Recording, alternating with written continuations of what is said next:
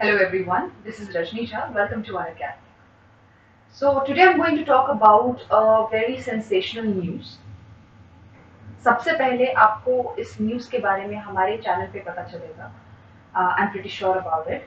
So basically इसमें हुआ क्या है, इनकम टैक्स डिपार्टमेंट ने मनी लॉन्ड्रिंग रैकेट पकड़े हैं चाइनीज फर्म से रिलेटेड.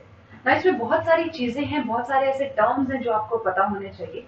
अब आप ये पूछेंगे कि मैम इसका यूपीएससी में रिलेशन है क्या? डेफिनेटली है. जिसे आपसे पूछा जा सकता है मनी लॉन्ड्रिंग के बारे में, इंटरव्यू में भी आसानी से आपसे पूछा जा सकता है, आंसर राइटिंग में आपसे पूछा जा सकता है. तो आपको पता होना चाहिए मनी लॉन्ड्रिंग होती क्या है, कैसे होती है, और या उसमें जो हवाला ट्रांजेक्शन है वो क्या है. ठीक है, शेल कंपनीज क्या होती हैं, इनका क्या रोल है, ये कुछ टर्म्स आपको पता होने चाहिए. प्लस आपको जो रिसेंट न्यूज होती है वो भी पता होनी चाहिए. So we are going to discuss all of that in today's class. But before that, if you want to talk about me, if you want to read about me, you can read from this slide.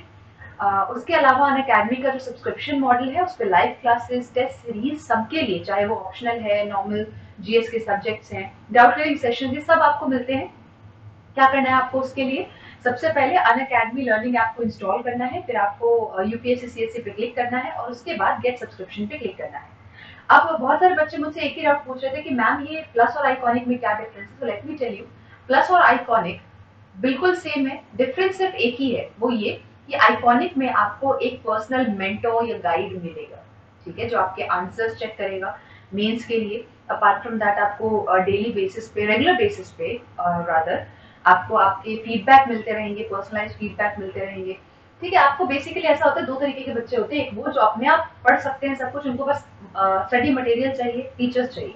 एक वो होता है जिनको हमेशा कोई एक no person होना चाहिए जो उससे पूछता रहे क्या पढ़ रहे हो, क्या पढ़ रहे हो, उनसे चेक करता है, उनका हालचाल लेता है, इस तरीके का. तो अगर आप सेकंड कैटेगरी में फॉल करते हैं तो आप आइकॉनिक को चूज कीजिए. इसके लिए आपको कोड क्या यूज करना है? रजनी लाइव. ठीक है, with this code you can get 10% of on whatever prices are there for whatever subscription you're going to take. तो सब्सक्रिप्शन के लिए अगर आप मुझे कांटेक्ट करना चाहते हैं तो आप मुझे डायरेक्टली मैसेज कर सकते हैं मेरे इंस्टाग्राम हैंडल rjni2603 पे, या फिर आप मुझे मेल कर सकते हो rjni.education@gmail.com and I'll call you back if you have any questions regarding this subscription thing.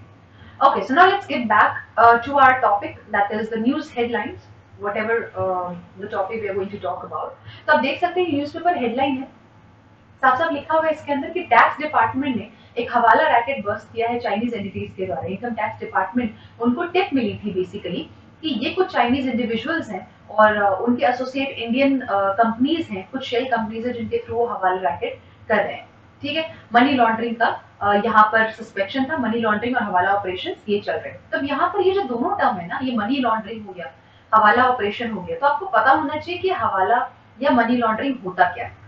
तो पहले मैं आपको मनी लॉन्ड्रिंग के बारे में, सॉरी, हवाला के बारे में थोड़ा बताती हूँ. हवाला क्या होता है बेसिकली कि आप कहीं फॉरेन कंपनी में पैसा, फॉरेन कंट्री में पैसा भेजना चाह रहे हो और उसके लिए आपको बिना डायरेक्टली पैसा भेजे, बिना जो रेगुलर रूट्स होते हैं कि बेसिकली पैसे का जो ट्रांसफर है वो नहीं हो रहा है. जैसे नॉर्मली क्या करोगे, अगर आपको लेट्स सपोज आप कहाँ रह रहे हो, यहाँ पे इंडिया में रह रहे हो, ठीक है, और आपको पैसा कहाँ भेजना है, आपको भेजना है यूएस में पैसा भेजना है. तो आप क्या करोगे, जो प्रॉपर चैनल्स के थ्रू जाओगे उसमें क्या होगा, सबसे पहले तो आपको पता है जो भी आपको यूएस में अगर आपको फॉर एग्जाम्पल $600 भेजना है तो उसके करस्पॉन्डेंट इंडियन रुपी आपको देना पड़ेगा आरबीआई में. वो वहां पे कन्वर्ट होगा, उसके ऊपर आपका कुछ वहां पर ट्रांजेक्शन फीस कटेगा और उसके बाद वो वहां जाएगा. तो ये तो हो गया प्रॉपर रूट. अब हवाला ट्रांजेक्शन में क्या होता है, नाउ लेट्स सपोज आप यूएसए में हैं, ठीक है, वहां पर कोई जॉब कर रहे हैं और दो तरीके हो सकते हैं, या तो आप वो जो ट्रांजेक्शन फीस है उससे बचना चाहते हो, या फिर आप वहां पर इलीगली रह रहे हैं लेकिन वहां पे जॉब आप कर रहे हैं, आपके पास वीजा नहीं है, आपका एक्सपायर हो गया, लेकिन फिर भी आप जॉब कर रहे हो और आप इंडिया में पैसा भेजना चाह रहे हैं.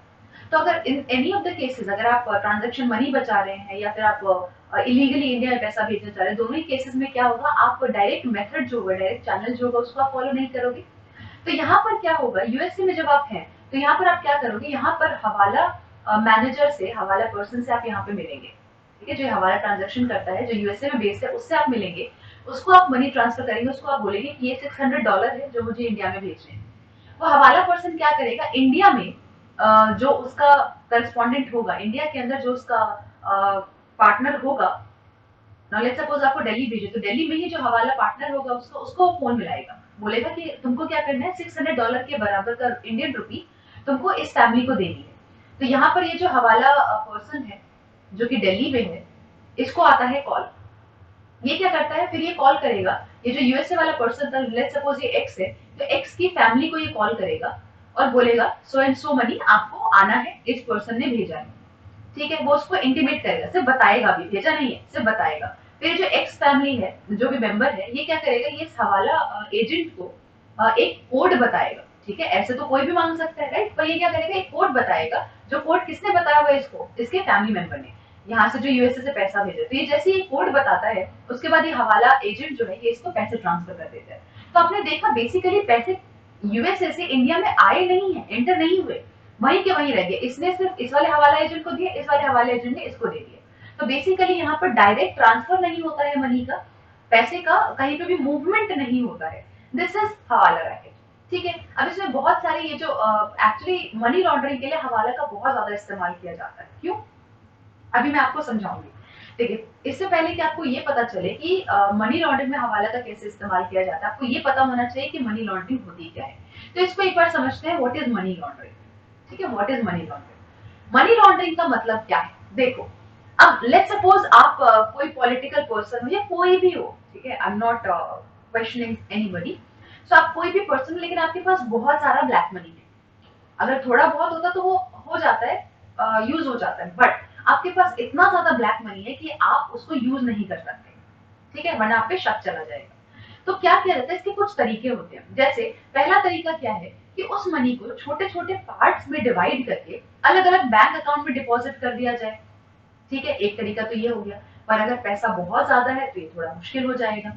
दूसरा तरीका क्या होता है, शेल कंपनीज के द्वारा उसको लीगलाइज करने की कोशिश की जाए। अभी शेल कंपनीज क्या है, शेल क्या होता है, आपने देखा भी होगा, वो जिसमें पर्ल मिलता है, इस तरीके का होता है ना, ऐसे, और बीच में पर्ल होता है। तो शेल क्या होता है, ये जो कवर है जो कि खाली है। तो शेल कंपनीज भी वैसी होती है, खाली होती है, ये कुछ नहीं है, ये एक्चुअली एग्जिस्ट नहीं करती है, सिर्फ ऑन पेपर एग्जिस्ट करती है। ठीक है, इनका कोई काम नहीं होता, रियल में कुछ नहीं होती है, पर ऑन पेपर ये खूब सारा कैश रिजर्व दिखाती है। तो यहाँ पर आप कर सकते हो, शेल कंपनीज के द्वारा इसको लीगलाइज कर सकते हैं। या फिर एक और तरीका क्या होता है कि आप एक बॉक्स में सारा पैसा फिल करके, ठीक है, सारा पैसा यहाँ पे बॉक्स में फिल करके आप इसको क्या करो, स्मगल कर दो, इंडिया से बाहर भेज दो, स्मगलिंग कर दिए। इस प्रोसेस को कहते हैं, जो स्मगलिंग की गई, इंडिया से बाहर बाहर पैसा भेजा गया, इसको कहते हैं प्लेसमेंट। फिर क्या होगा, ये इंडिया से बाहर के किसी भी कंट्री में भेजा जा सकता है। देखिए, इंडिया से बाहर ये उन कंट्रीज में भेजा जाता है जिनको टैक्स हेवन कहा जाता है, राइट, जैसे कि सिंगापुर, दुबई, बहामा एक्सेट्रा। तो इन कंट्रीज में जब ये पैसा पहुंचा, तो यहाँ पर क्या होगा, इन कंट्रीज में अलग अलग कंपनीज के अंदर ये जो कैश है ये रिसीव होता है। ठीक है, अभी भी क्या कर रहे हो, एक ही जगह एक तरफ नहीं भेज रहे, अलग अलग कंपनीज में इन्होंने कैश डिवाइड करके अलग अलग पार्ट में इन्होंने कैश भेज दिया। ठीक है, अब ये कंपनीज क्या करेंगी, ये कंपनीज अपने अकाउंटिंग के थ्रू, अपने प्रोसेस के थ्रू क्या करने की कोशिश करेंगी, ये छुपाने की कोशिश करेंगी कि ये पैसा एग्जैक्टली आया कहां से है। तो ये कंपनीज क्या करती है, सोर्स को हाइड कर देती है। ठीक है, तो आप ये नहीं पता कर पाएंगे कि ये आया कहां से था पैसा जो इन कंपनीज के पास आया है। इस प्रोसेस को कहते हैं लेयरिंग। ठीक है, इस प्रोसेस को कहते हैं लेयरिंग। लेयरिंग में क्या होता है, एक के ऊपर एक आप लेयर बना देते हो ताकि नीचे वाली चीज छुप जाए। बिल्कुल ऐसे ही यहाँ पर भी सोर्स छुप जाए, इसके लिए यहाँ पर क्या करते हैं, अलग अलग कंपनीज में भेज देते हैं और इसको सोर्स को एकदम हाइड कर देते हैं। तो इसको कहते हैं लेयरिंग। थर्ड प्रोसेस, जो लास्ट स्टेज है, that is called integration. What is that called, that is called integration. अब इंटीग्रेशन में क्या होता है, ये जो सारा पैसा था इन कंपनीज का, ये वापस इंडिया में लाया जाता है। कैसे, फॉरेन डायरेक्ट इन्वेस्टमेंट, एफडीआई के थ्रू, या फिर किसी भी बिजनेस इन्वेस्टमेंट के थ्रू, किसी भी बिजनेस ट्रांजैक्शन के फॉर्म में इसको इंडिया में लाया जाता है। और यहाँ पर क्या करते हैं, ये पैसा जब इंडिया में आता है तो अलग अलग चीजों में इन्वेस्ट कर दिया जाएगा, या तो स्टॉक मार्केट में, या किसी भी मेडिकल प्रोफेशन में, या फिल्म इंडस्ट्री में, कहीं पर भी इसको इन्वेस्ट कर दिया जाएगा। तो अब जब ये एफडीआई के थ्रू आया, तो ये जो पैसा था, जिसका कुछ ये जो ब्लैक मनी थी, अब ये यहाँ पर क्या हो गया, प्रॉपर चैनल्स में आ गया। तो ये क्या हो गया, इसको लेजिट बना दिया गया, इसको लीगलाइज कर दिया गया। ठीक है, इसमें क्या होगा, अब इन कंपनीज में भी, जैसे इसमें मान लो इधर एक फिल्म इंडस्ट्री में किया हुआ है, एक मेडिकल इंडस्ट्री में किया हुआ है, तो ये पूरा पूरा हिसाब लगाया जाता है और ये पूरा पूरा ध्यान रखा जाता है कि इसका जो बेनिफिशियरी है, बेनिफिशियरी कौन होगा, जिसने सबसे पहले पैसा भेजा था, जिसके पास ब्लैक मनी था, उसी के पास तो इसका फायदा जाएगा, इन कंपनीज में जो भी प्रॉफिट आएगा उसी के पास तो जाना चाहिए। तो ये बेनिफिशियरी को कभी पता नहीं लगने देते, मतलब बेनिफिशियरी का कभी पता नहीं लगने देते कि एक्चुअली ये पैसा किसके पास जाने वाला है, ये कभी पता नहीं चलता। सो दिस इज व्हाट, कभी इन द सेंस मोस्टली ये हाइड कर दिया जाता है। ऑब्वियसली पता तो चल ही जाएगा अगर देखना चाहे सही से, जैसा अभी देखो चाइनीज एंटिटीज का पता चला ना, मनी लॉन्ड्रिंग और हवाला ऑपरेशन का। तो ऐसे ही किसी को पता ना चले इसके लिए बेनिफिशियरी को हाइड कर दिया जाता है। तो ये प्रोसेस होता है मनी लॉन्ड्रिंग का। ठीक है, अब यहाँ पर आप देखो, जैसे मैंने आपको बताया था मनी लॉन्ड्रिंग के लिए भी वही हवालों को कैसे यूज किया जा सकता है। जैसे मुझे मेरा एक्स अमाउंट ब्लैक मनी है, इसको मैं फॉरेन किसी भी फॉरेन लैंड में भेजना चाहती हूँ, वही टैक्स हेवन कंट्रीज में, पर मैं डायरेक्ट चैनल के थ्रू या स्मगलिंग के थ्रू नहीं भेजना चाहती, तो मैं क्या करूंगी, हवाला एजेंट को दे दूंगी, यहाँ पे वहां वाला हवाला एजेंट उसको दे देगा, ठीक है, उन कंपनीज को दे देगा। तो इस तरीके से ये दो कॉन्सेप्ट है। ठीक है, तो आई होप आपको शेल कंपनीज, मनी लॉन्ड्रिंग और हवाला समझ में आ गया होगा। अब देखते हैं न्यूज क्या है, छोटी सी न्यूज है। न्यूज ये है कि इनकम टैक्स डिपार्टमेंट को ट्यूजडे को, यानी कि कल ही ये पता चला था कि कुछ चाइनीज एंटिटीज है इंडिया के अंदर जहां पे मनी लॉन्ड्रिंग चल रही है, वहां पे उन्होंने शेल कंपनीज का यूज किया हुआ है और हवाला ट्रांजेक्शन भी हो रहे हैं काफी सारे। इसके अंदर 40 बैंक अकाउंट्स का नाम आया है जिनको डमी एंटिटीज बोला गया, मतलब वही जैसे दिखाने दिखाने के लिए है बस, बट एक्चुअली उनका कोई रोल नहीं है, बिल्कुल वैसे। और यहाँ पे कितने का ट्रांजेक्शन हुआ है, 1000 करोड़ से ज्यादा का ट्रांजेक्शन हुआ। यू कैन सी कितना बड़ा अमाउंट है ये। ठीक है, इसको अगर हम कंट्री में यूज कर देते, इकोनॉमी में यूज कर देते, तो अभी फिलहाल जो कोविड-19 का सिचुएशन है जिसमें एनीवे सारी कंट्रीज को बहुत प्रॉब्लम हो रही है इकोनॉमी को स्टेबल करने में, तो कितनी हेल्प हो जाती है, राइट। तो यहाँ पे ट्रांजेक्शन 1000 करोड़ से ज्यादा का है। और ये देखा गया है कि अभी ये जो शेल कंपनीज है, शेल कंपनी से इस चाइनीज कंपनी ने कुछ 100 करोड़ का एडवांस भी लिया, जिस दिखाने दिखाने के लिए कि इन कंपनी से हमने एडवांस लिया है, वही बोगस एडवांस लिया है।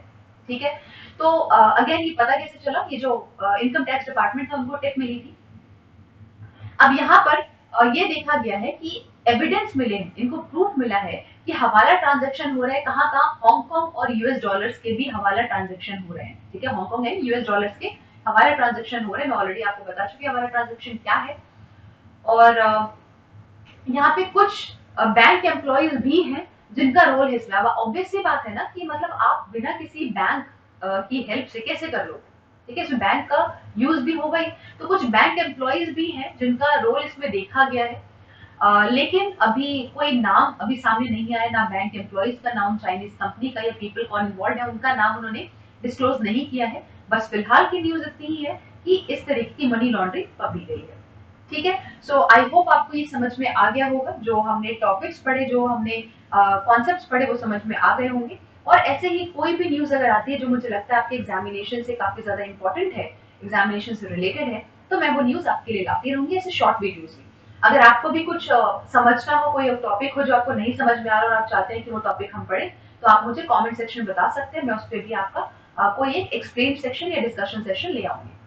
ठीक है, अपार्ट फ्रॉम दैट अगर आप में से कोई भी मुझे कांटेक्ट करना चाहता है सब्सक्रिप्शन के लिए, तो आप मुझे मेरे इंस्टाग्राम चैनल RJNI2603, ये इंस्टाग्राम हैंडल है, यहाँ पे आप मुझे मैसेज कर सकते हैं या आप मुझे मेल कर सकते हैं rjni.education@gmail.com.